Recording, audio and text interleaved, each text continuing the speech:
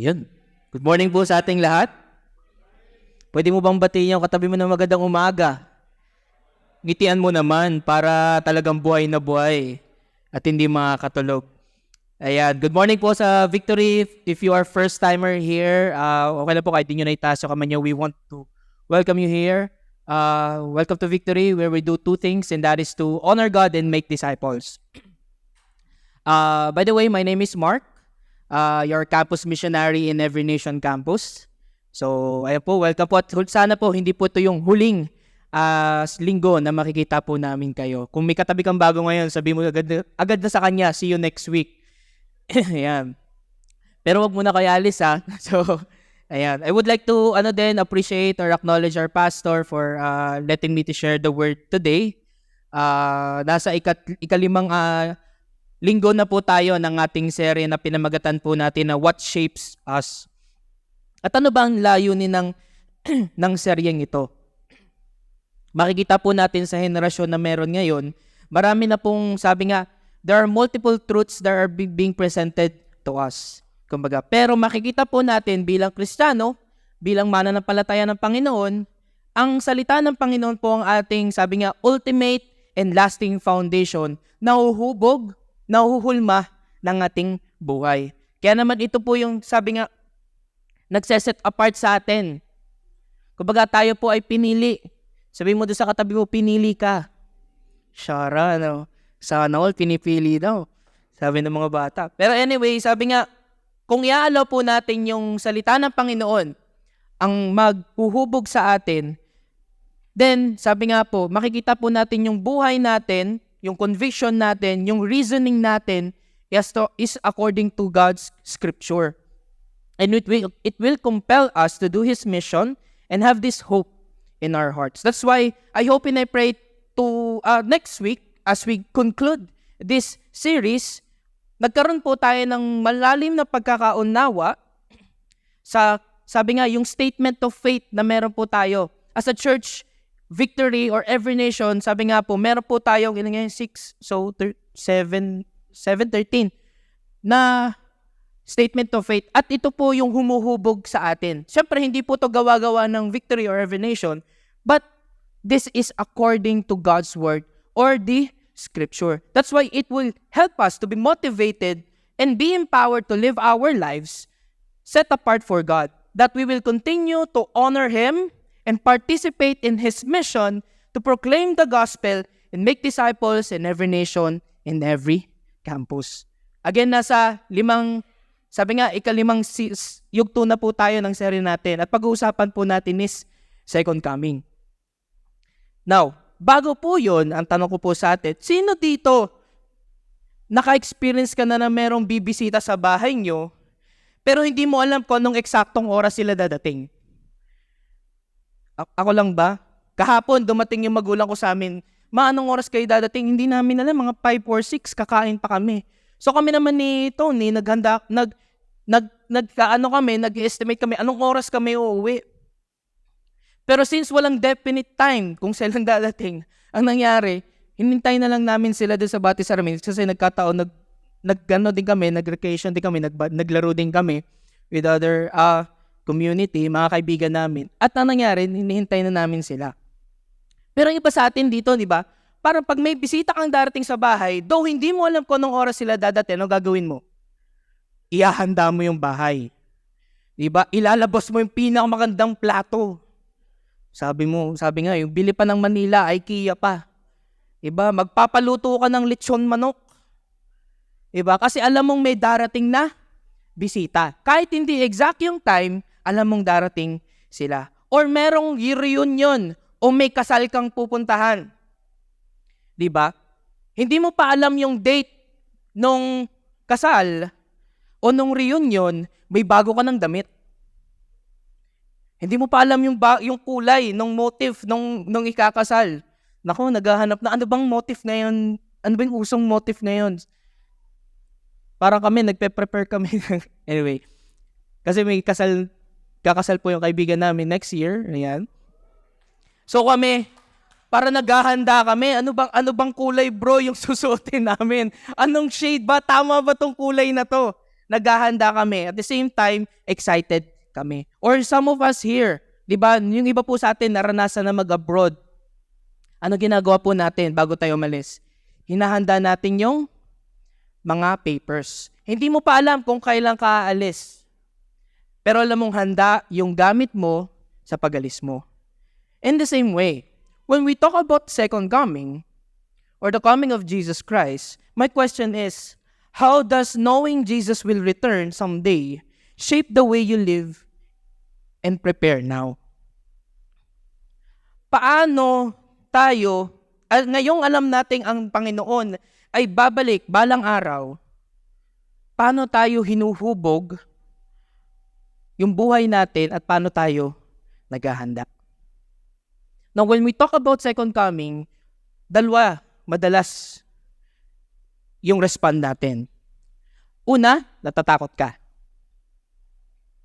It feels like you're anxious sometimes. Alam mong babalik ang Panginoon pero hindi mo alam so ano nangyayari.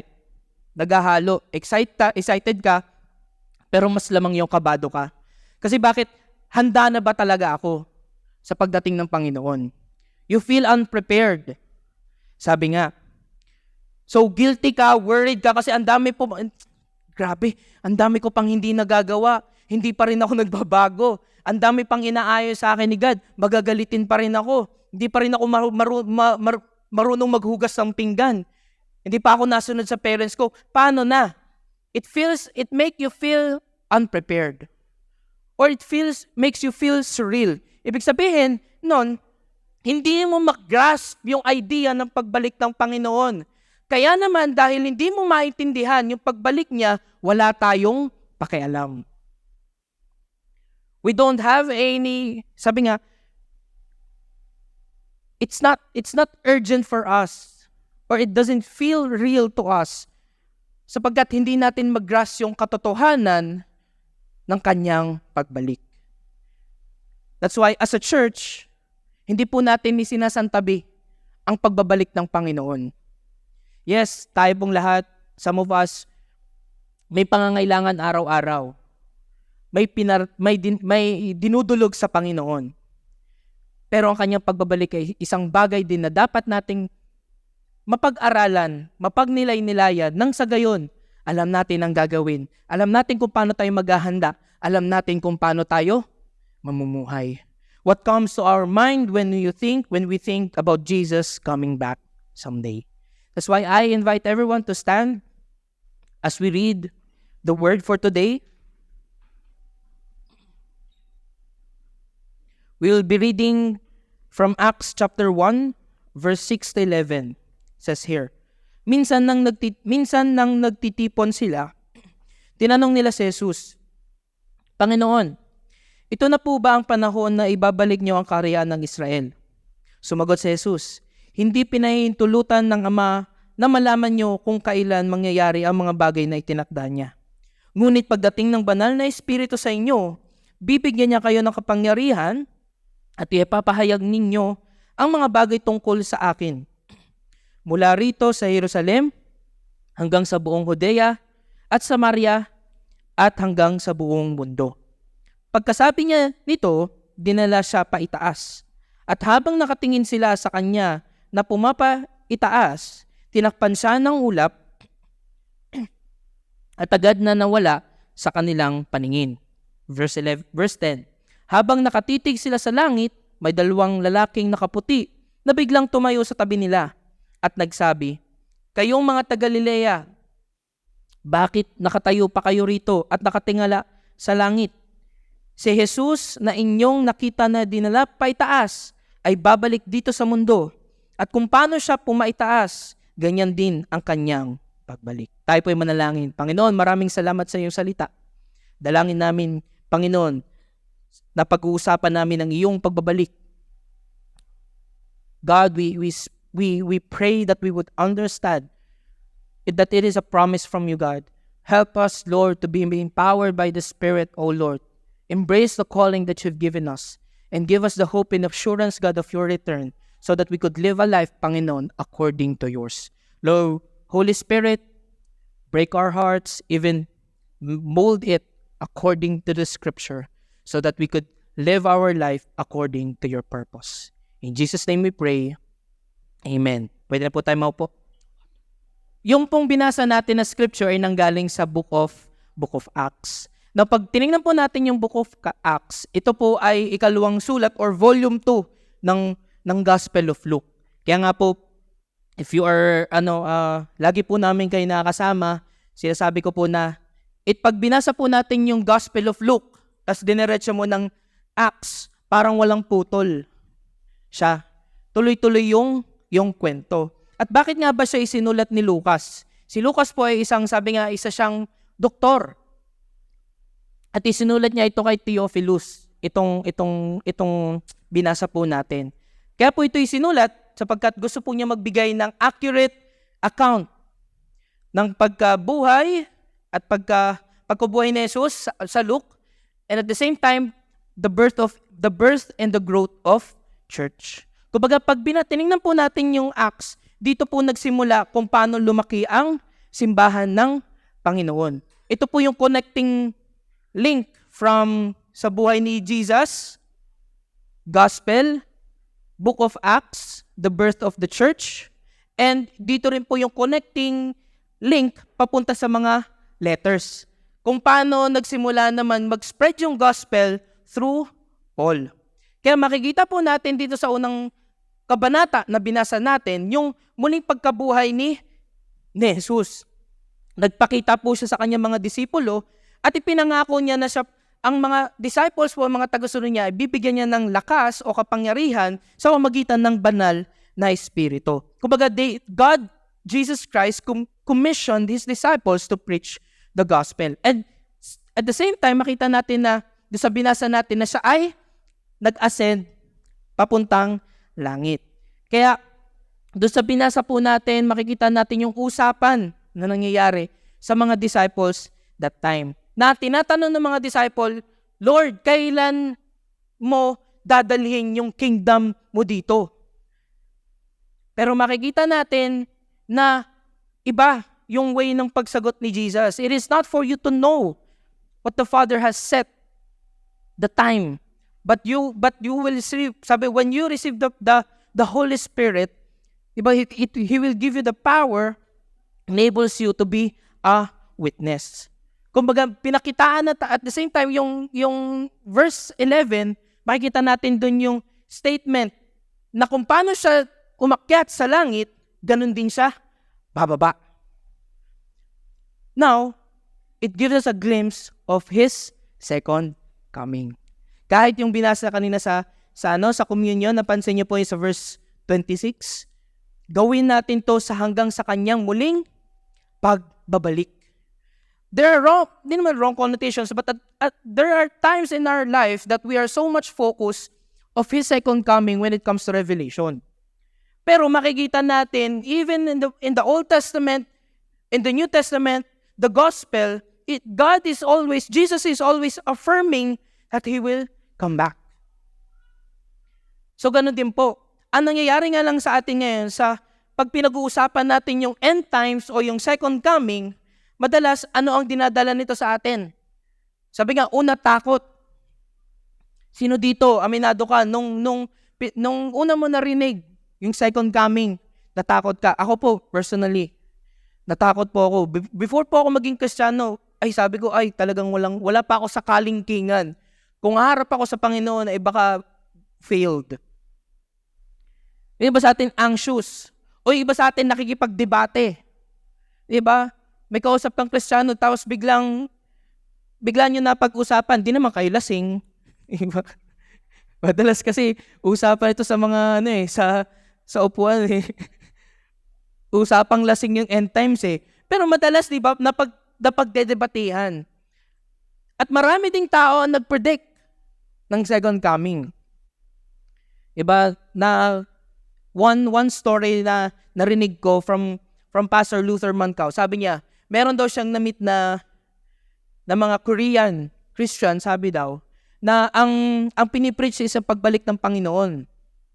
So, ang ginagawa daw nila, yun yung pinipreach na sinasabi, babalik na si Jesus. Ito yung, so, sabi niya dun sa mga nagpipreach, so kung babalik na si Jesus, at kukunin niya kayo kasi they are also preaching na sila yung kukunin ni God as they preach the God, as they preach. Ang nangyayari, sabi niya doon sa mga, so kung kayo na yung kukunin ni God, so hindi nyo na kailangan yung mga gamit nyo dito. Hindi mo na kailangan yung TV, hindi mo na kailangan yung kotse, hindi mo na kailangan yung bahay. Pwede bang sa akin na lang? Sabi nung kausap niya, ay hindi pwede. O yung iba talaga malala, talagang binenta nila yung gamit nila. Because somebody preaching that Jesus will come back at this time. Pero nangyari, lumipas yung araw na yun, wala na silang gamit, wala na silang bahay, hindi pa bumabalik ang Panginoon. At madalas, ang depiction ng end times is disaster. Sino dito nakapanood ng 2012? Ang joke pa nun dati nung time namin, pag nagkaanak ako, sabi ko, ikikwento ko sa anak ko yung 2012 na survivor ako. O, ganun. Diba? But kidding aside, it always depicts destruction. It always depicts negative. Pero ito ba talaga ay tinuturo ng Panginoon sa atin? When second coming is entering in our minds, what do we believe about the second coming? At yun po yung basahin natin as our statement of faith. Basahin po natin sabay-sabay. Okay lang po ba? Pwede ba natin yung flash sa screen?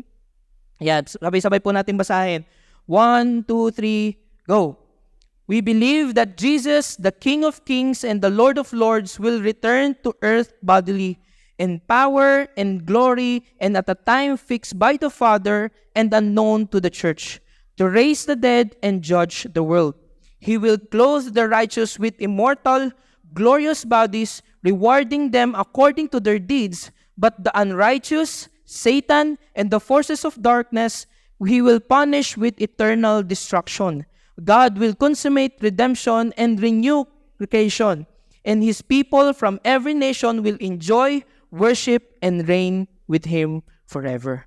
That's what we believe about the second coming. Now, let's examine how knowing that Jesus will return someday shapes the way you live and prepare today. Number 1 is Christ's return is a promise. Ang kanyang pagbabalik po ay isang pangako. Sabi nga, Acts chapter 1 verse 6 to 7, minsan na nagtipon sila at nung tinanong nung mga disipulo yung kanyang pagbabalik o yung panahon ng ibabalik ng Panginoon ang kaharian ng Israel, anong sagot ni Jesus? Hindi pinahintulutan ng Ama na malaman ninyo kung kailan mangyayari ang mga bagay na tinakda niya. Ang puso po ng mga disipulo nun ay, sabi nga, is innocent. Because that time, they're just asking God, Lord, when will the time you will restore the kingdom of Israel? Why? Because that time and moment, they are being oppressed by the Roman Empire. Sakop po sila ng Rome nung time na yon.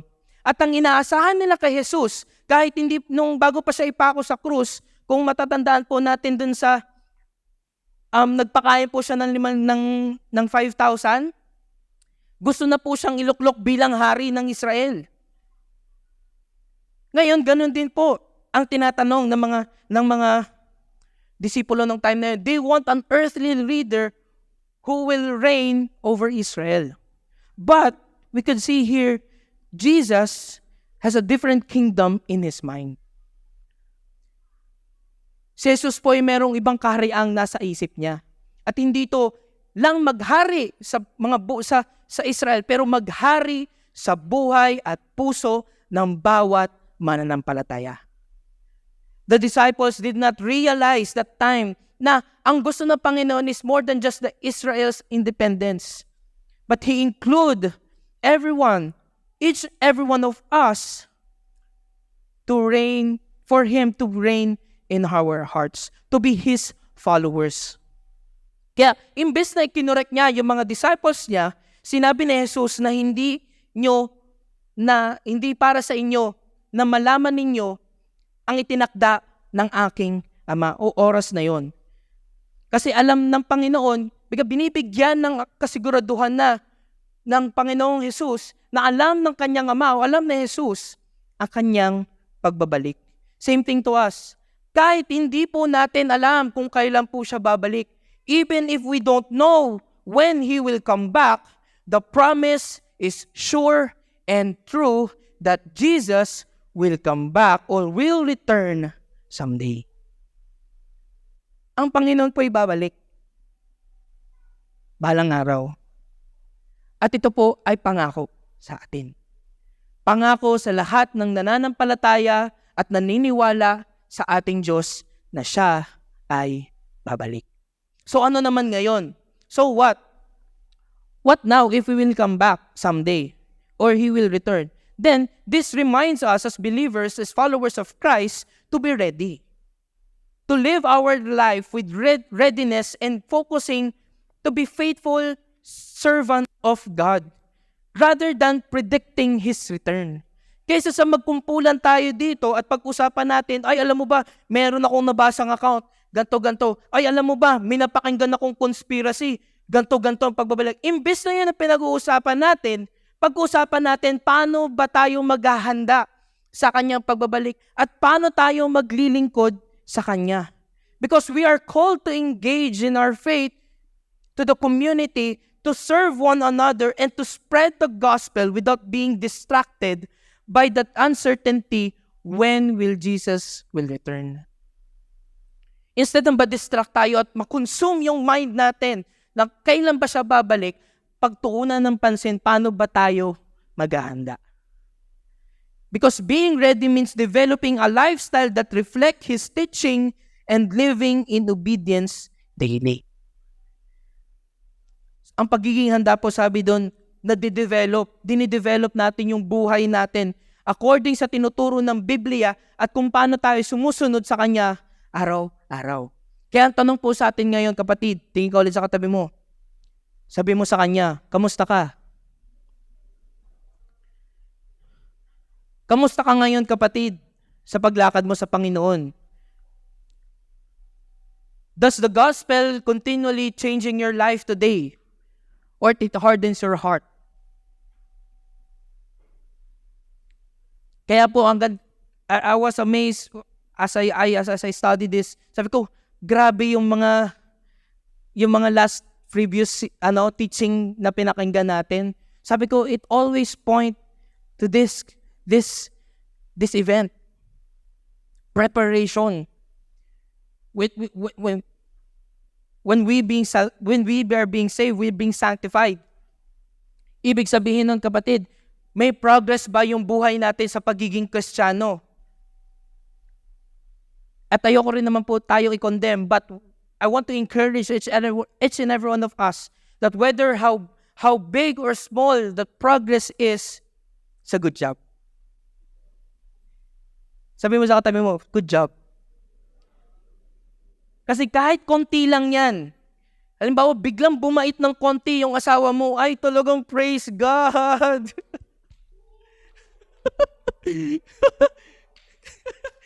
biglang bumait yung anak ko, ay talaga namang naghugas na siya ng pinggan.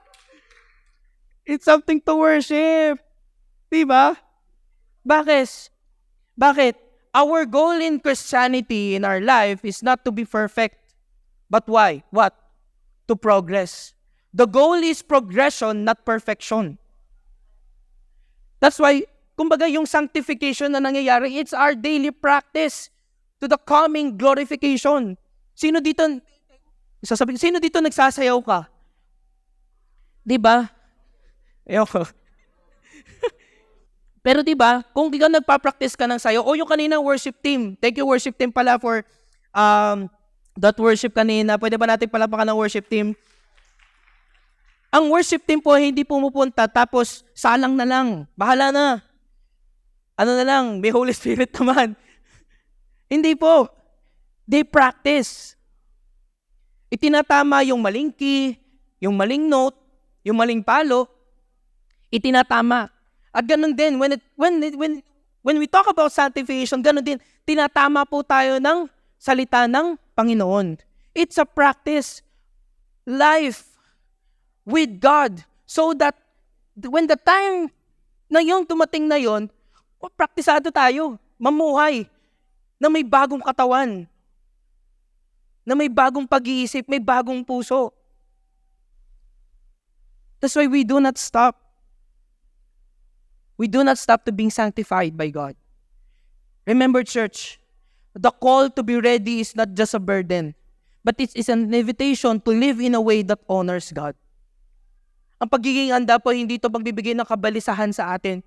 Pero ito po, sabi nga, it invites us to live a holy life that will honor the Lord. At di lang yun, it will bring joy in our hearts and to God. That's why when we focus our life, nurturing our relationships with God and serving others, we can experience the fulfillment of His promise in our daily lives. Wala pa man yung pagbabalik ng Panginoon, ngayon pa lang nararamdaman mo na. Parang nga di ba sa sayaw, alam mong sobrang ang ganda, executed yung sayaw ninyo, well-coordinated, naku, champion! Ganon din. Kumbaga, praktisado mo na. Alam mo, medyo magkakamali ka, babalentong ka ng konti, pero alam mo, pag-angat mo ulit, Lord, alam ko pagbalik mo, ready ako. Kasi ginagawa ko yung pinapagawa mo sa akin. That's why I hope and I pray, church, that let's encourage one another to stay grounded in the faith, knowing that our work is meaningful and we are part of God's larger plan. Ang buhay po natin, sabi nga, hindi po lang nakaikot sa ating ang mundo. Ang buhay po natin ngayon, kung tayo ay Kristiyano, ay nasa Panginoon na, at tayo ay parte ng kanyang mas malaking plano. Kaya nga sabi po, Matthew chapter 24 verse 44, kaya maging handa rin kayo, dahil ako ang anak ng tao na darating sa oras na hindi nyo inaasahan. Be ready. Sabi mo sa katabi mo, be ready. Point number 2. Christ called us to be witnesses empowered by the Holy Spirit. Acts chapter 1 verse 8, but you will receive the power, sabi din sa Tagalog ko basahin, ngunit pagdating ng banal na Espiritu sa inyo, bibigyan niya kayo ng kapangyarihan at ipapahayag ninyo ang mga bagay tungkol sa akin, mula rito sa Jerusalem hanggang sa buong Judea at Samaria at hanggang sa buong mundo. You see, this is the promise of God. Oo, hindi nyo alam kung kailan ako babalik, pero alam ng aking Ama. Pero ang kanyang pangako din sa atin, pagdating ng banal na Espiritu, bibigyan niya kayo ng kapangyarihan at ipapahayag ninyo ang mga bagay tungkol sa atin. The disciples focused when that God's kingdom come. But God wants them to focus who will be the part of that kingdom. Instead of focusing when, God points them to who, sino ang nasa kingdom ko. That time. That's why He promised the disciples that you will receive the Holy Spirit that will empower you to share this good news, this Jesus to everyone. That's why makikita po natin, tayo, Kristiyano, natanggap natin si Jesus sa buhay natin. Now, we also receive the Holy Spirit, then it's a proof that God is with us and God is the one who initiates this mission and we are called to participate. Tayo po ay tinawag ng Panginoon na makipag-participate. Kaya po, as we wait for Jesus, we are not waiting for Jesus passive. What do we mean passive? Baga, nakaupo lang po tayo Sunday, tapos pagdating doon sa labas, ganun na lang ulit ang buhay natin. Or the other way around, walang nababago sa buhay natin. Alam ko naman, save na ako, pero okay na ako sa ganito. Wala naman akong ginano eh. There's no participation. Kumbaga sa isang bahay, alam mo, may darating kang bisita, tapos yung anak mo naka-iPad lang. Ano sasabihin niyo po doon sa anak niyo? Abay, magwalis-walis ka naman. Baka naman pwedeng ayusin mo muna yung sopa. Ganyan, di ba? This is not the complete illustration, but just giving us the glimpse of what is preparing means in being ready. And if we are part of God's family and we are preparing the house of His comeback, then we are called to be part of it, to participate. At ano po yung pinagpa-participate natin? To actively preach this gospel. We are called to show our love to people in goodness to them so that people will see Jesus in us. And at the same time, it's a call for us to step out of our comfort zone. Yung iba sa atin siguro dito sobrang introvert na talagang mahirap makapag-share ng gospel. Pero yung iba naman sa atin dito talagang machika. So, imbes na yung kapitbahay, baka naman si Jesus pwede mong i-share sa kapitbahay mo.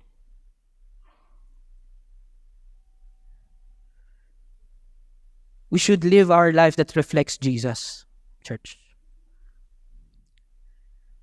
So that we could help others to bring them to Him. Just as Jesus called us to do. At ano yung panawagan sa atin ni Jesus bago siya bumalik ng langit? Matthew chapter 28 verse 19 to 20. Sabi dito, kaya puntahan ninyo ang lahat ng mga lahi at gawin silang mga tagasunod ko. Bautismuhan ninyo sila sa pangalan ng Ama, ng Anak at ng Espiritu Santo. Turuan nyo silang sumunod sa lahat ng inuutos ko sa inyo at tandaan ninyo, lagi nyo akong kasama hanggang sa katapusan ng mundo. We have a mission. We are not just called by God to be a Christian then enjoy the blessings from Him.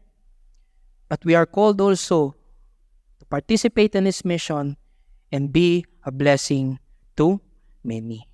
And we could not do this. Even yung sanctification, hindi po natin to kaya kung wala ang banal na Espiritu sa buhay natin. Why? Because the Holy Spirit gives us this power. Power. Sabihin sa katabi mo, power. What is this power? This power gives us the confidence and the courage to be effective witnesses. At kung tayo ay naniniwala sa Diyos, then we could experience this power too. Kung mababasa po natin in chapter 2 of Acts, when they received the Holy Spirit, napuspos talaga sila ng banal na Espiritu at nakapagsalita po sila ng ibang lingwahe. Ano pong nangyari after that? Lumabas po sila ng room, sila ay nag-preach ng gospel. Primer to Peter. Si Peter po, nung napuspos po siya ng banal na Espiritu, nagpahayag po sila ng mabuting balita. At nakita po natin, day by day, may na-add sa church to the point na nag-multiply. Ibig sabihin, they were being empowered by the Holy Spirit to preach the gospel in Jerusalem, in all Judea, in Samaria, and to the ends of the earth. And that's what happened to Paul. To the point that he caused his life to preach the gospel. You see, Jesus' death and resurrection made salvation possible. And the Holy Spirit helps us to share that message. When we receive the Holy Spirit, it gives us the power to become an effective witness. When we talk about witness, ang ibig po sabihin sa Greek nito is martyr. Pag sinabi nating martyr, ito po ay isang tao na nagbibigay nagtetestify ng totoo. Kung ano yung nakita niya. Kaya nga di ba po sa hukuman, pag may I present this person as a witness, kasi ipe-present niya kung ano man yung kanyang nakita. Pero more than what they have seen to us as disciples of Christ, as witness of God, then this is someone who embodies the example of Jesus by being willing to die for what they believe about Him. See, ito po yung kinahitnatnan ng mga disciples that time. To the point of death, they did not denounce Jesus because they have seen, they have heard the resurrection of God. Kasama nila si Jesus. At ganoon din po sa atin. Remember your encounter with Christ. He is so alive in our hearts. Kung babalikan po natin yung araw na yun, lagi po tayong buhay sa Panginoon at ang Panginoon ay buhay sa atin. Sapagkat naramdaman at nakita natin kung paano siya gumalaw sa buhay natin. That's why, if we have a mission to fulfill, then we must participate. Because if we will not participate, then, I don't know, but maybe God is delaying His comeback because we are not being participating in His mission. You see, God's good news has not reached its final destination if someone in your family, your workplace, your school, or your community hasn't heard the good news about Christ. Kaya nga di ba yung isang end na, babalik na si Jesus na ako, duda ako. Kasi bakit? Hindi mo pa napipreach yung gospel sa kamag-anak mo eh. That's why we make sure that we are contributing in some way to the ever-widening circle of God's loving message. Nakikipag-participate po tayo. Kasi bakit?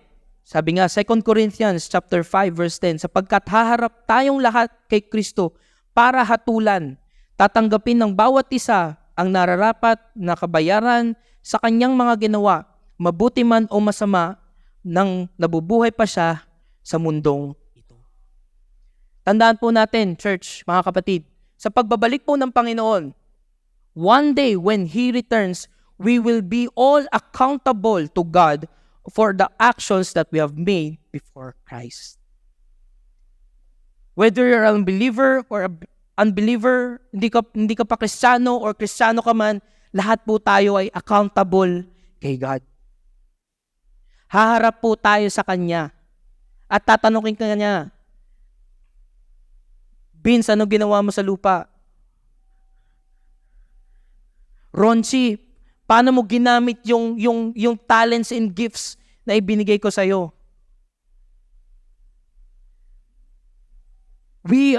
God will ask us, God will question us. Ano yung participation na ginawa mo sa kingdom ni God? Kaya tanungin mo rin yung sarili mo, tanungin mo ngayon. Huwag mo nang tingnan yung katabi mo, tanungin mo yung sarili mo ngayon. Ano ang ginagawa ko ngayon? What am I doing right now? Am I busy advancing God's kingdom or not?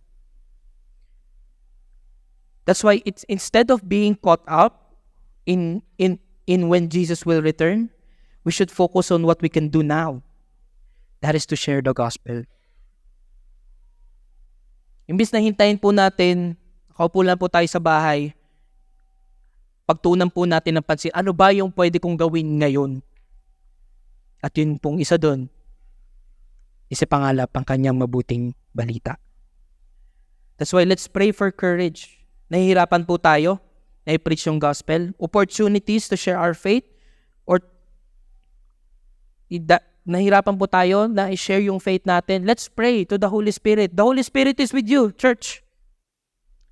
Do you believe that? The Holy Spirit is with you. Kanina yung kinakanta ni Hannah, we are God's dwelling place. So if God is with you, God is with you today. And if God is with you, then who could be against you? Ano yung pwede mo pang katakutan? Kasama mo na ang Panginoon. Parang ako noon dati, pagkasama ko yung tatay ko, wala akong takot. Sama ko yung tatay ko eh. Siya ang bahalang papagalitan niya yung ayaw ko papasukin. You have that confidence that you have God. That's why there's nothing to be afraid of to preach the gospel. By being faithful witness, we join in God's plan to bring more people to His kingdom. Maging saksi po tayo. Be part of God's plan, church. Sabi mo doon sa katabi mo ngayon, di lang be ready, be a witness. 1 Corinthians chapter 15 verse 58. Kaya nga mga minamahal na kapatid, magpakatatag kayo at huwag manghina ang inyong pananampalataya. Magpakasipag kayo sa gawaing binigay sa inyo ng Panginoon dahil alam nyo na hindi nasasayang ang mga paghihirap ninyo para sa Kanya. When we preach the gospel, hindi po yun sayang. Whether the person reject or accept, hindi po yun sayang. Our work for the Lord is not in vain. Whether sumama man yan sa church o hindi, your work is not in vain. Wala pong tapon sa Panginoon. Kaya wag po tayong tumigil. Wag po tayong tumigil na ipangalap ang kanyang mabuting balita. Sa pamilya natin, sa mga katrabaho natin, sa mga kaklase natin, wag po tayong tumigil. Magpakasipag po tayo. And lastly, as Christ gave us a promise of His return, called us to be a witness, being empowered by the Holy Spirit, then Christ gives us assurance and hope in His return. Ang kanya pong pagbabalik ay nagbibigay ng kasiguraduhan at pag-asa sa atin, hindi takot. Kung dati natatakot ako sa pagbabalik ni God, I'm more excited today. Pero syempre hindi ko ipagpapalagay, Lord, ngayon na! Diba? But I'm excited as I look forward in His coming. Lord, grabe, anong gagawin namin doon? Ini-imagine ko na ngayon. But Lord, as I imagine it right now, what will happen in that future? Lord, help me to do what You have called me to do today. Because I have already that hope in the future. Na hindi sayang yung ginagawa natin, mga kapatid. Sapagkat may pag-asa pong darating siyang muli. Verse 9 to 11, pagkasabi niya nito dahil dinala siya pa itaas at habang nakatingin sila sa kanyang pumapatay, sinakpan siya ng ulap at agad na nawala sa kanilang paningin. Habang nakatitig sila sa langit, may dalawang lalaking nakaputi na biglang tumayo sa tabi nila at nagsabi, "Kayong mga taga-Galilea, bakit nakatayo pa kayo rito at nakatingala sa langit? Si Jesus na inyong nakita na dinala pa itaas ay babalik dito sa mundo. At kung paano siya pumaitaas, ganyan din ang kanyang pagbabalik." Now, pwede namang mawala na lang inasnap si Jesus ng time na yun. But its significance why He has ascended to heaven is because Jesus wants them to see that He is God, for them to realize that this Jesus you've been with for 3 years is a God and is now ascending to heaven. That's why may dalawang tao na nag-confirm doon na babalik siya kung paano siya umalis. Physically and visibly. Babalik siya nang may katawan talaga, hindi po siya multo. At siya ay talagang makikita ng ating mga mata. Kaya naman, kung yun ang ganun ang pagbabalik ng Panginoong Diyos, then sabi nga, ang lahat sa mananampalataya o mga naniniwala sa Kanya ay nagbibigay ng pag-asa at lakas ng loob na pagdating ng Panginoon, sabi nga, justice will prevail and victory has already come.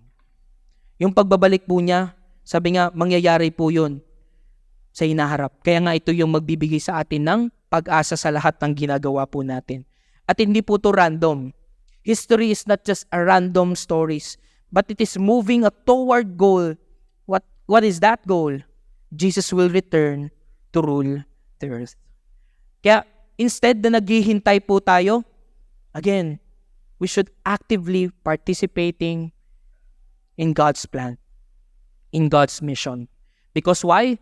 We are called to take action, not to be idle. Kaya sabi mo sa katabi mo, hindi ka anti-Christ.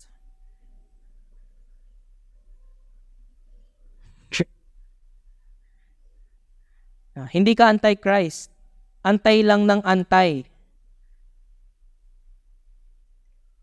But you are doing something for His kingdom. The hope of Jesus' return should motivate us, believers, to lead holy and purposeful life. Understanding that God will judge the living and the dead will help us to evaluate our life today, our actions and our choices. Remember, the righteous have the great hope in the resurrection. We are not righteous because of what our deeds, but we are righteous if you are a believer because of what Jesus did on the cross. That's why if you have a relationship with Christ, then you are righteous. Then the second coming is a hope for us. But at the same time, the wicked will pay the penalty of eternal destruction. What do we mean? Sa lahat po ng nakarinig ng mabuting balita at tinanggihan nito, All who have heard and rejected the gospel will face the eternal separation from God in hell.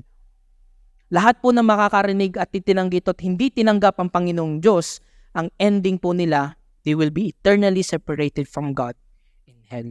At kapag dumating po yung araw na yon, kapatid, I hate to say this, but this is according to the gospel, pag dumating po yung araw na yon, wala na po tayong magagawa.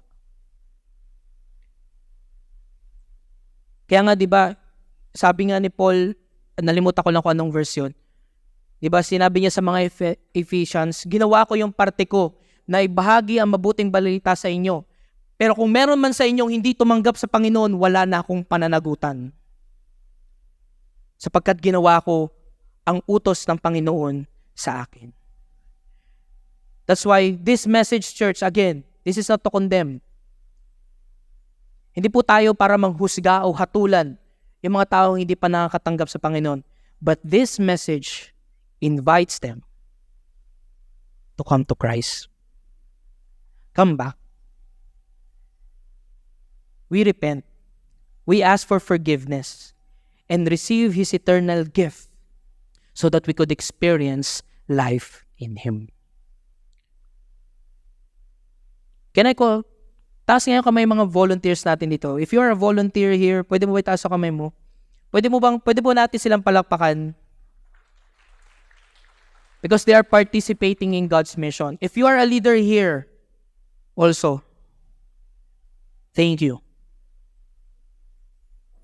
Because of a lot of rejections, a lot of oppressions, a lot of, alam mo yon, yung nare-receive mong kutsa sa ibang tao, still you did not give up. Muntik na. Pero salamat dahil nilaban mo yung relasyon mo sa Panginoon. Dahil nilaban mo ang panawagan sa iyo ng Panginoon. Kaya naman hindi sayang. Hindi sayang ang lahat ng ginagawa natin, kapatid. Sapagkat alam natin na may pag-asang paparating na babalik ang ating Panginoon. As we wait for His return, church, we should strive to live in a way that honors Him.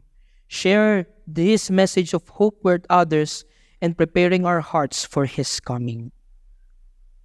Sabi nga sa 1 Corinthians chapter 15, verse 53 to 57. Hindi ko nababasahin ng buo. Pero sabi doon, sapagkat itong katawan nating nabubulok at namamatay ay dapat mapalitan ng katawang hindi nabubulok at hindi namamatay. At kapag ang katawang ito ay nabubulok at namamatay, ay napalitan ng katawang hindi nabubulok at hindi mamamatay, matutupad ang sinasabi ng kasulatan na nalulupig na ang kamatayan, ganap na ang tagumpay.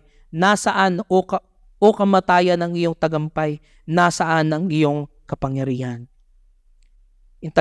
Yung verse 56, the sting of death is sin and the power of sin is the law. But thanks be to God who gives the victory to our Lord Jesus Christ. And the promise is this, 1 Thessalonians chapter 4, verse 16 to 17. The Lord Himself will descend from heaven with a cry command, with the voice of an archangel, with the sound of the trumpet of God, and the dead in Christ will rise first. Then we who are alive, who are left, will be caught up together with Him in the clouds to meet the Lord in the air. So we will always be with the Lord. Church, the current struggles that we face are temporary. Lahat po tayo may pinagdadaanan. But this is God's assurance to us. It's all temporary. And through Christ, we have the promise of victory over death in eternal life with Him. Matatapos at matatapos ang problema, kapatid, sapagkat babalik ang Diyos. And we can take comfort in knowing that our faith is not in vain and that our future is secure in Him. And what is that hope that we have? Sa pagbalik po ng Panginoon, when Christ return, we will be united with Him forever. As again, our Lord Jesus will return bodily in the same resurrected and glorified body in which we are ascended to heaven. So, ngayon, ang second coming will not be a symbolic vision or apparition, but a literal and historical fulfillment of the promise, of His promise to return to earth. That's why, as I end this, Let us look forward to that day with hope and assurance, knowing that our relationship with Him will be complete and everlasting. Can I call on the music team?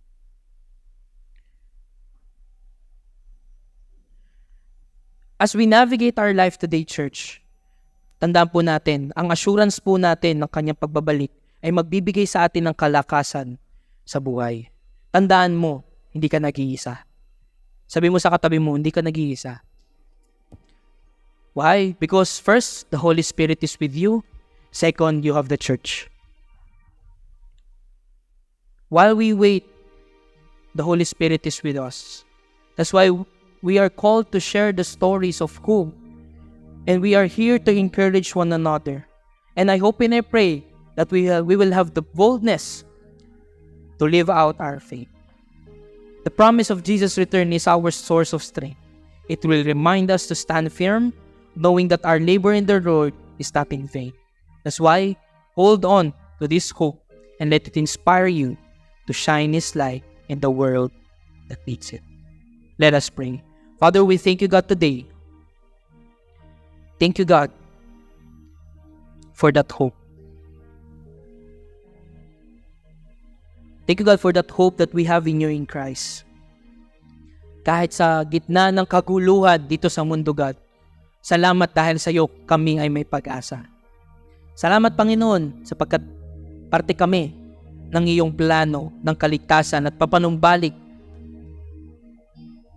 sa iyong pagbabalik.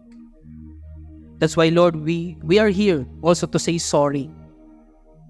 If we are a long-time Christian believer, then we are not doing something. God, sorry. Sorry, God, for being complacent. Right now, God, ready our hearts. Prepare our hearts, God, to actively involve, God, in your mission. Lord, through the Holy Spirit, God, we pray, God, that we will grow in you, Panginoon. And we ask you, God, to help us to remain faithful to you, obeying you, Panginoon. And even grant us more grace, God, to be more like you as we wait for your return. Lord, right now, we surrender any struggles that we have in life. If you are that person who has struggles in life, or even wrong mindset of his return that might hold you back, of your belief, of how it shapes you right now, surrender it to God. Lord, sinusuko ko na to sa iyong Panginoon. We give it to you, God. And we pray, God, for more opportunities to open the doors to share your word and ask the right words to express our hope in you, God. If you are this person that this is the first time you hear this word, maybe you don't have any relationship yet with Christ. But you know, right now, sabi nga, for all have sinned and fall short of the glory of God, and the wages of sin is death. The ending is, we are all meant to go to hell. But God now gives you that gift of eternal life. God is giving you that opportunity to come back to Him. Have a relationship with Him. This is now the opportunity. If you are that person who wants to surrender his or her life to God, as everyone close their eyes and bow down their heads, can you raise your hand so that we could pray for you? If you are that person, you want to surrender your life to Jesus. Yes. Thank you, God. You want to surrender your life to Jesus. You want to experience Jesus right now. Thank you, God. Lord, thank you, God, for these people who are raising their hands. Thank you, God. Lord, we say sorry of all the sins that we have made to you, Panginoon. And we now acknowledge, God, that you have the power, God, to raise us from the dead, Panginoon. Lord, we give our life to you. We accept you. We acknowledge you as our Lord and Savior, Panginoon. Thank you, God. Help us, God, to live our life, Panginoon, for you, through you. May the Holy Spirit, Panginoon, help us to live this life according to your purpose. Thank you, God, for today. Thank you, God. Can I invite everyone to stand? Philip Robo Ali Lead.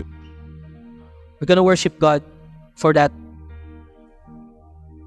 Upon the William. And we give praise to the Lord. And ito pong araw na to, we're going to praise and worship God. But clearly, in the message of Mark, thank you, Mark, it reminds us na darating po talaga ang Panginoong Jesus. And for all of us, sino po yung tumanggap na bilang Panginoon at tagapagligtas natin siya, there's assurance po na we will enjoy worshiping God and we will reign with Him in the second coming. Gusto ko po, bago po tayo mag-worship, let's exercise it here po sa atin po, sa lupa po. Na ganun po yung enjoyment, parang you are excited for the things that will happen.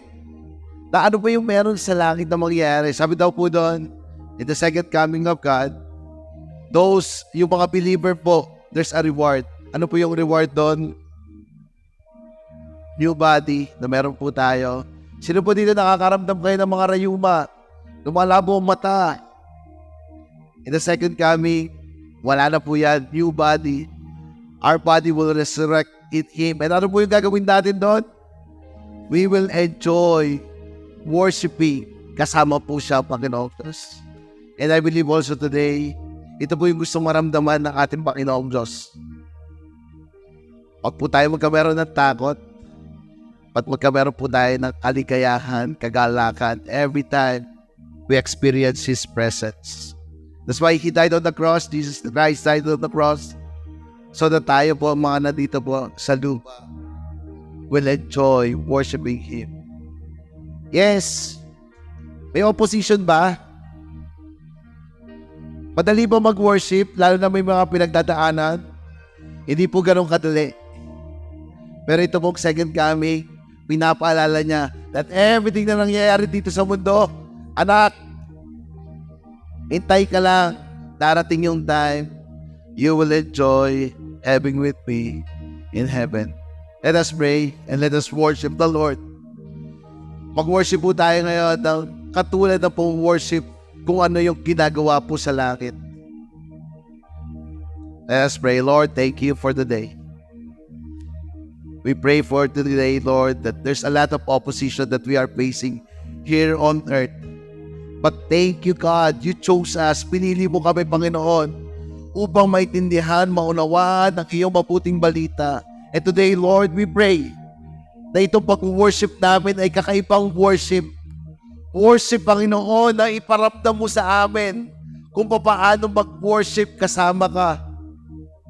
That we will feel, Lord, that kung ano yung meron kami, Lord, sabi mo nga, doon sa langit, Panginoon, tatagalin mo ang aming mga luha. Wala nang luha, wala nang bigati, wala nang sakit, Panginoong Diyos. In this a glimpse of moment, Lord, iparamdam mo, Panginoon, tagalin mo yung aming mga pag-alala. Tagalin mo, Lord, yung mga sakit na aming nararamdaman. That we will worship you, Lord, katulad ng pag-angat namin, kasama ka sa langit, Panginoong Diyos. Let's worship the Lord. We love you.